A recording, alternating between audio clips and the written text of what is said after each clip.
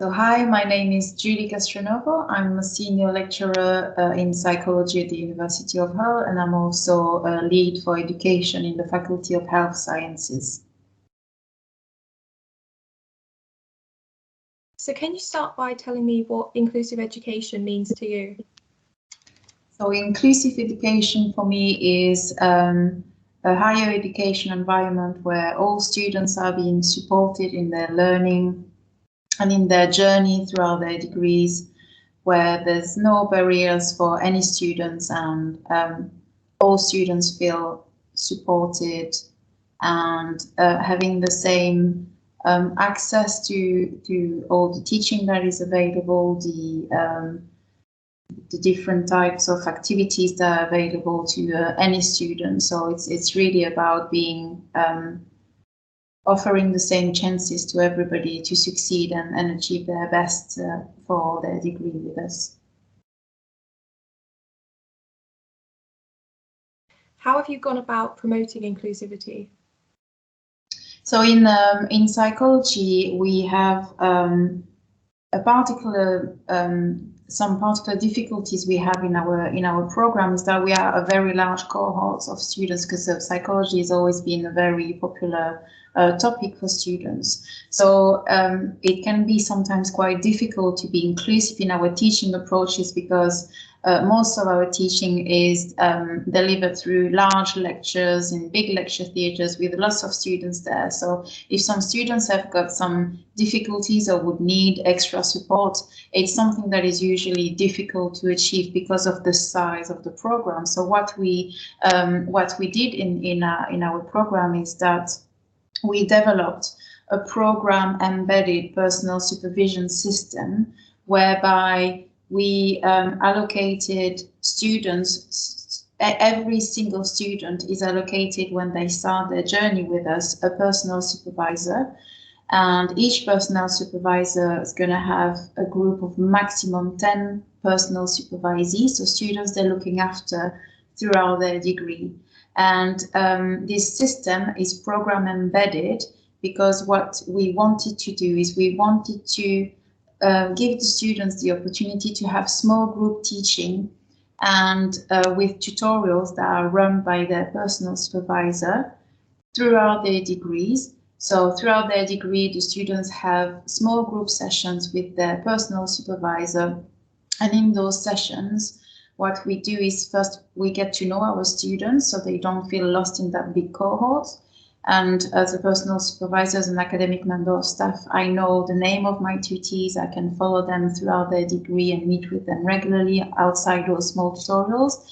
And those small tutorials are dedicated to support students around study skills, employability skills, and they're also focused around support for assessments in particularly complex modules we might have in our program, where a lot of the time students need that extra personalized support to help them succeed in those modules, such as research skills modules where there's statistics and things like that, which is often a bit scary for psychology students. So we created that program embedded supervision system, and it's inclusive. It's helping our inclusivity approach because of that very personalized relationship, and in those small group teaching sessions that you can create as an academic with your students. So that if a student has got some learning difficulties or any specific difficult personal circumstances, because of that personalized relationship they've created with their personal supervisor, as academic, we're gonna be able to give them the support they need. We're gonna be able to signpost them as soon as they need that kind of extra support to those services available in the university. So it's really a way that we found to make a very a big program where it was difficult to have such pastoral and academic personalized supports available to students because of the size of the program, something that was then possible. And in psychology, we had in the past quite some issues around inclusivity with, for example, big gaps in terms of the the awarding gaps with students from minorities having a less proportion of first and 2-1s when they were finishing their degree with us, and we've significantly reduced these awarding gaps over the years since we've introduced that program embedded personal supervision system. So we truly believe that it's really helped us being more inclusive and supportive of all our students in our program. And did you notice an impact that this had on students? So we had quite a lot of positive feedback straight from students. So this is something we've seen in our module evaluation questionnaires for the modules that are attached to those small group tutorials that we're running with personal supervisors. We've had also very positive feedback in our NSS open comments that we get on a yearly basis.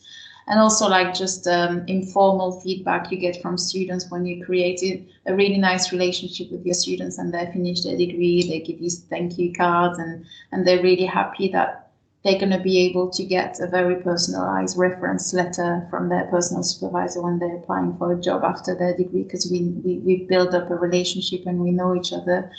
We've had also very positive feedback from our external examiners, and we've been praised for this supervision system that we've implemented by the BPS, the British Psychology Society, when we had our accreditation visit review.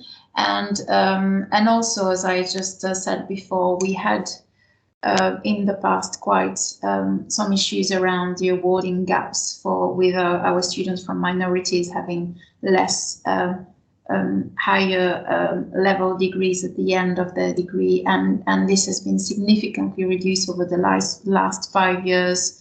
And finally, psychology in Hull have been really rising in different league tables over the last 4 or 5 years as well. And we really think that this personal supervision system has really helped with that, because we know how important it is for students to feel supported, to feel that we know who they are and we are able to give that personalized experience in their degree with us.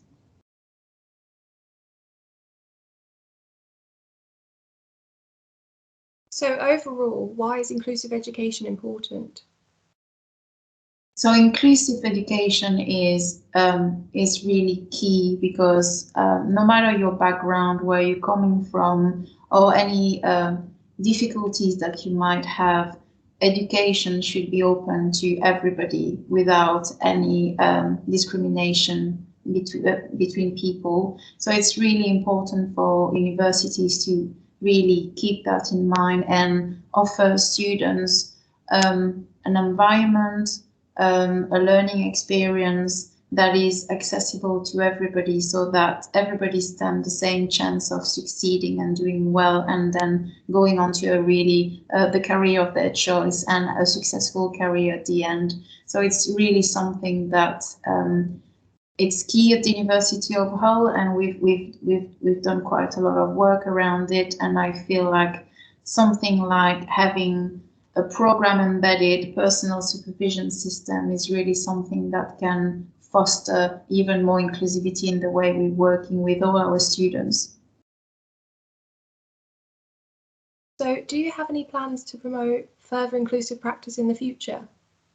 So we are, the university has started putting in place new roles in different faculties with senior tutor, who are going to be key people to work with to try and further disseminate that kind of personal supervision across the university, because it's not something that is done across the board yet, especially in big programs, because it's requiring quite a lot of organization to make it work, and creation of teaching material to give to all the personal supervisors, to make sure that the sessions are running well and are consistent in terms of quality for all the students. There's also the need to timetable sessions like that. So there's lots of practical issues that are coming around developing such a system. So there is definitely work to be done to disseminate this across the institution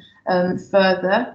I've done also some work around trying to develop more inclusive marking and feedback methods to try and improve the quality and quantity of feedback that is provided to students, and fair, consistent marking across the board by developing a rubric marking, which is something we had to do as well with this personal supervision system, because we having personal supervisors marking their students. So it means that we have many different people marking students in a cohort. So we need to work on making sure that marking and feedback are consistent in terms of quality and quantity. So developing better marking and feedback practice to try and again be fairer and more consistent, and by consequently as well more inclusive in our marking and feedback approaches. So all of these are projects that have already started quite well and have been